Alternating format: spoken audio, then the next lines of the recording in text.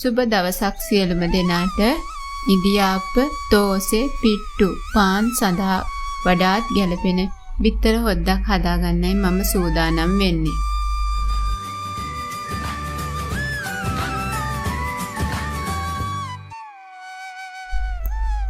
මේ සඳහා මම බිත්තර දෙකක් එකතු කරගන්නවා.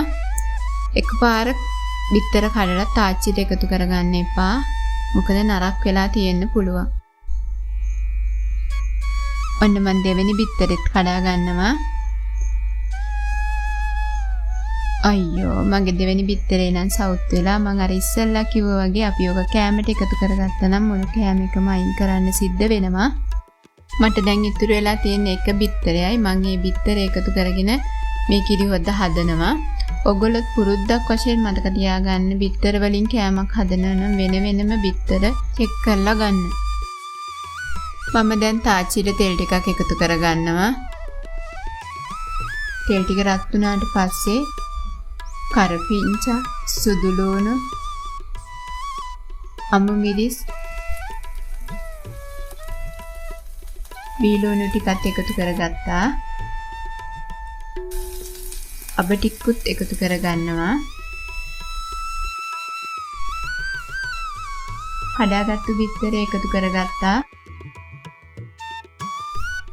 දැන් මේක බැදෙන්න තියලා බිත්තරේ කැඩෙන විදිහට ලුණුත් එක්ක කවලම් කරගන්නවා.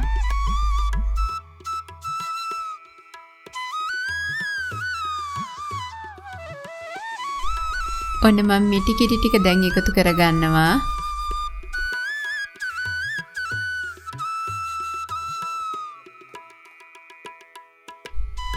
දැන් කහ ටිකක් එකතු කරගන්නවා. මිරිස් කුඩු ටිකකුත් එකතු කරගන්නවා. දැන් මම මේ ටික කවලම් කරගන්නවා.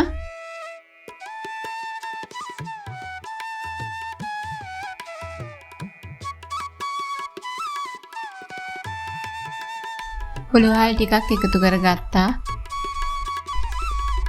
අන්තිමටම තක්කාලි ටික එකතු කරගන්නවා.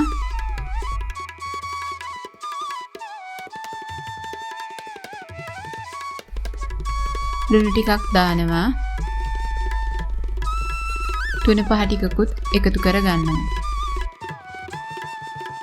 දැන් මේක රත් වෙනකන් හොඳට හැඳි ගන්න. අවශ්‍ය ප්‍රමාණයට ආවට පස්සේ නතර කරගන්න. මේ තියෙන්නේ මං හදාගත්ත බිත්තර හොද්ද. ඔයාලත් මේ වගේ අඩු වියදම් බිත්තර හොද්දක් හදාගෙන රස බලන්න. එහෙනම් මං ගිහින් එන්නම්. බොහොම ස්තුතියි.